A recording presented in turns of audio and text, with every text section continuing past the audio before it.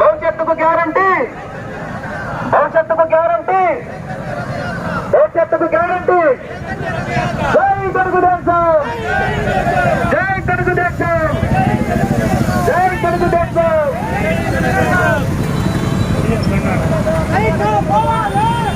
ఆదుతోనే అన్నాను భవిష్యత్తు గ్యారంటీ అనాలి. అలా ఒక నిమిషం నాన్న మంచిగా అలా ఒక నిమిషం. ఆదుతోనే అన్నాము భవిష్యత్తు గ్యారంటీ అనాలి. ఓకేనా? ఆదుతోనే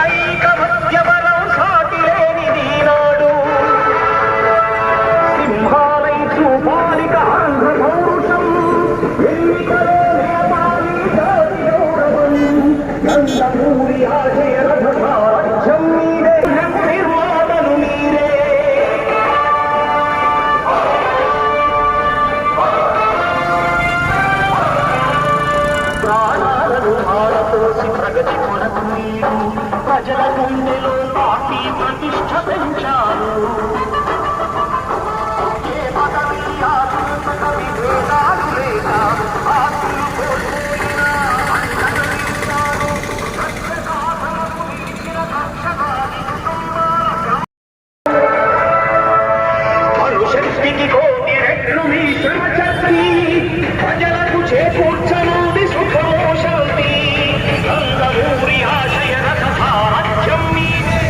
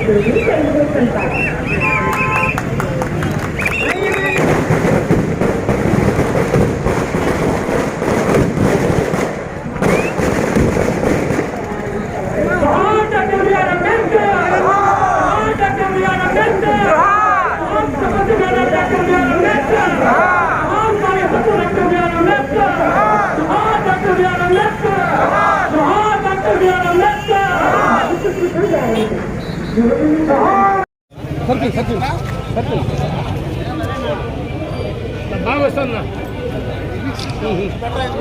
ఓకే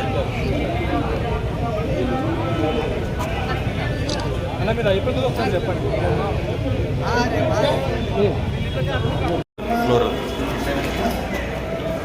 ఎందుకైనా పనికొస్తుంది సార్. ఇది ఇంత దారుణం అనేది ఎక్కడైనా చూస్తామని ఎంత దారుణమైనటువంటి సాడిస్ట్ కూడా ఇట్లా పనిచేయదు.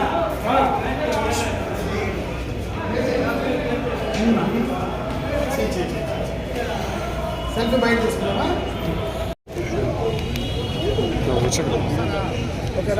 ఓకేనా? గత ప్రభుత్వంలో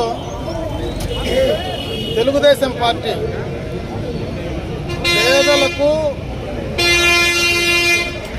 పట్టెడు అన్నం పెడదామని ఒక రుచికరమైనటువంటి భోజనాన్ని పేదలకు ఇవ్వాలనేటువంటి ఒక మంచి ఉద్దేశంతో అన్నా క్యాంటీన్లు రాష్ట్ర వ్యాప్తంగా కూడా మొదలు పెట్టడం జరిగింది. దాంట్లో భాగంగా ఈ నియోజకవర్గంలో, పలమనేరు నియోజకవర్గంలో, ఇటు పలమనేరులో కానీ అదేవిధంగా బీకోట్లో కానీ 2 అన్నా క్యాంటీన్లు స్టార్ట్ చేయడం జరిగింది. ఎందుకంటే ఈ ప్రాంతం మొత్తం కూడా ఇది బస్టాండ్ ఏరియా. ఎక్కడి నుంచినో పేదలంతా కూడా బస్టాండ్ ఏరియా నుంచి వస్తారు. అటుపక్క పూర్తిగా కూడా పేదలు, కూలీలు, వాళ్ళందరూ కూడా పొద్దున పనుల కోసం వెయిట్ చేసుకొని పనులు దొరకకపోతే ఇక్కడికి వచ్చి భోజనం చేసుకొని వెళ్ళిపోయేటువంటి పరిస్థితి గతంలో చూసాం. మరి ప్రభుత్వం మారిన తర్వాత జగన్మోహన్ రెడ్డి గారికి ఏం మాయ రోగం వచ్చిందో నాకు తెలియదు. అంటే ఒక్కసారి అన్నా క్యాంటీన్ లోపలికి వెళ్ళి చూస్తే ఇటువంటి అన్నం పెట్టేటువంటి అన్నా క్యాంటీన్ను దుస్థితి ఆ రకంగా పగలగొట్టి లోపలంతా మందు బాటలు వేసి మరి యూరిన్ ఎక్కడంటే అక్కడ చేసి ఒక అసాంఘిక కార్యక్రమాలకు నెలవయ్యే విధంగా ఈ యొక్క అన్నా క్యాంటీన్లు తయారు చేశాడంటే అతని మానసిక పరిస్థితిని ఒకసారి అంచనా వేయాల్సినటువంటి పరిస్థితి ఉందని చెప్పి నేను భావిస్తా ఉన్నా. ఇటువంటి పని మానసికంగా బాగుండేటువంటి ఏ వ్యక్తి ఇటువంటి దారుణమైనటువంటి పనులు, ఇటువంటి దుర్మార్గమైనటువంటి పనులు చేయడు. ఒకవేళ అన్నా క్యాంటీన్ అనేది ఇష్టం లేకపోతే వాళ్ళ నాన్న క్యాంటీన్ పెట్టుకోవచ్చు, లేదా అది ఇష్టం లేకపోతే వాళ్ళ తాత క్యాంటీన్, వాళ్ళ అబ్బా క్యాంటీన్ పెట్టుకోవచ్చు. ఆ ఒక్క పేరు కోసం దీన్ని తీసేయడం అనేది నిజంగా కూడా మానవులుగా క్షమించరాని నేరం అని చెప్పి సందర్భంగా తెలియజేసుకుంటున్నా. ఇటువంటి మానసిక రోగులను ఈ రాష్ట్రం నుంచి తరిమి కొడితేనే కనీసం పేదలకు ఈ రాష్ట్రానికి భవిష్యత్తు ఉంటుందనేటువంటి విషయాన్ని ఈ సందర్భంగా కూడా ఒకసారి తెలియజేస్తున్నా. అందుకే మేము మళ్ళీ కూడా ఇదే అన్నా క్యాంటీను ప్రభుత్వం నువ్వు ఈ రకంగా చేసినా పార్టీ పరంగా మేము అన్నా క్యాంటీన్ నిర్వహిస్తూ ఉన్నాం. రేపు ప్రభుత్వం వచ్చిన తర్వాత గతంలో నువ్వు ఏవైతే ఆపేశావో అదే అన్నా క్యాంటీన్లు తిరిగి పునః ప్రారంభిస్తాం. ఇటువంటి చోట ఇంకా బ్రహ్మాండంగా కూడా ఇంకా రుచికరమైనటువంటి మరి మంచి భోజనాన్ని పేదలకు అందించేటువంటి కార్యక్రమాన్ని రేపు రాబోయేటువంటి తెలుగుదేశం ప్రభుత్వం తీసుకుంటుందని చెప్పి సందర్భంగా కూడా తెలియజేసుకుంటున్నా. రేపు ఖచ్చితంగా 2024లో చంద్రబాబు నాయుడు గారు ఈ రాష్ట్ర ముఖ్యమంత్రిగా రావడం తథ్యం. బాబు గారు రావాలి, ఈ రాష్ట్రం బాగుపడాలనేటువంటి నినాదంతోనే ఈరోజు మనం ముందుకెళ్లేటువంటి పరిస్థితి ప్రతి ఒక్కరికి కూడా, అటు యువకులకు, పేదలకు, మహిళలకు, అన్ని వర్గాలు కూడా ఎదురు చూస్తున్నాయి. ఒక్క ఇటువంటి అన్నా క్యాంటీన్ కార్యక్రమాన్ని చూస్తే ఇదే ఉదాహరణ. ఈ రాష్ట్ర ముఖ్యమంత్రిని రాష్ట్ర పొలిమేరలకు బయటకు తరమాల్సినటువంటి అవసరం ఉందా లేదా అనేది ఇటువంటి అన్నా క్యాంటీన్ లోపలికి వెళ్ళి చూసినటువంటి ఏ వ్యక్తి ఒప్పుకోడని చెప్పి తెలియజేసుకుంటున్నాను. దగ్గర ఆడియో వస్తుందా? దగ్గర ముందుకు రా, చెప్పండి. ఆడియో వస్తుంది బాగా. ఓకే. పలమనేరు పట్టణ హెడ్ క్వార్టర్లో బలహీన వర్గాలు, ముఖ్యంగా బీసీలకు ఒక కమ్యూనిటీ హాల్ ఉండాలనేటువంటి ఉద్దేశంతో ఇక్కడెక్కడ ల్యాండ్ దొరకని పరిస్థితుల్లో ఇక్కడ దాదాపు 15 సెంట్లు. అంటే సెంట్ ఈరోజు 25 నుంచి 30 లక్షలు పోతుంది. పట్టణ నడిబొడ్డులో ఒక స్క్వేర్ ఫీట్ ఇక్కడ 15,000 రూపాయలు, ఎదురుగానే 15,000 స్క్వేర్ ఫీట్ రేట్ ఉంది.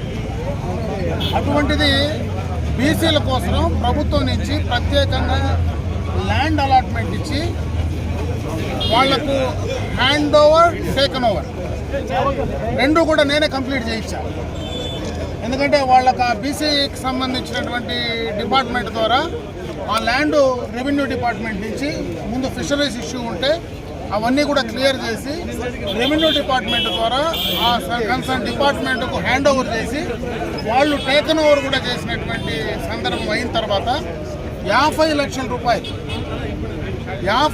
రూపాయలు ఇక్కడ బిల్డింగ్ కోసం శాంక్షన్ చేసి వాళ్ళకి ఇవ్వడం జరిగింది. ప్రభుత్వం మారుతానే పూర్తిగా కూడా ఆ పన్ను నిలిపేసి ఈరోజు తుప్ప చెట్లు మొలిసే మునిపే ఎన్నికలు అయితేనే దీన్ని కొంతమంది రియల్ ఎస్టేట్కి ప్రయత్నం చేశారు, దీన్ని ఆక్రమించుకునే ప్రయత్నం చేశారు.